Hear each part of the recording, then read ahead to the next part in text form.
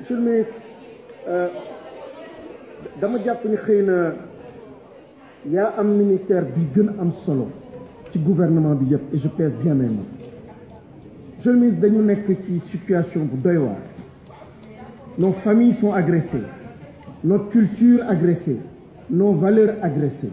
Nit du yàpp ak deret, nit du alal, nit valeur la, nit gis-gis la, nit idéal. Or à ce niveau vous avez un instrument puissant. Or li ma dégg ci budget bi jusqu'ici quand on parle de culture, j'ai l'impression qu'on a des rapports de contemplation, des rapports festifs, des rapports qui ne sont pas des rapports stratégiques avec la culture.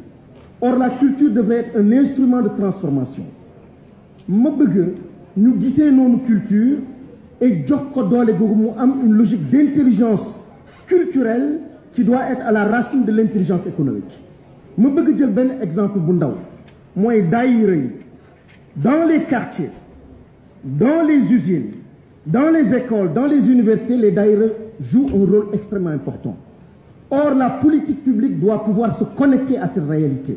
Mais il y a un complexe, il y a un manque d'audace et de courage d'aller chercher cette puissance-là de transformation et de connecter en fait les efforts dans le sens de faire la promotion de la culture connectée à cette réalité.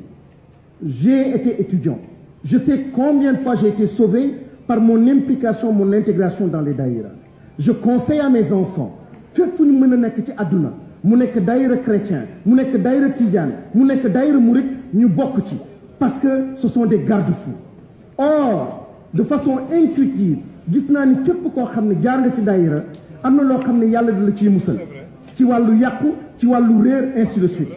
Et quand on voit les Chinois avec les centres Confucius un peu partout, dama bëgg ñu am courage aussi un peu partout dans nos quartiers, dans nos universités, ñu jéem a modéliser en fait ces daïras-là mu nekk des centres, mais des centres en fait pour rendre un service à la communauté.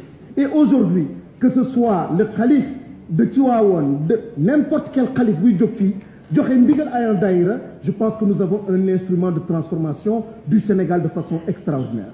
Et je vous encourage, monsieur le ministre, à aller dans ce sens-là. Ñu bañ a nekk dans une logique vraiment de contemplation, une logique festive lorsqu'on parle de culture. Je voudrais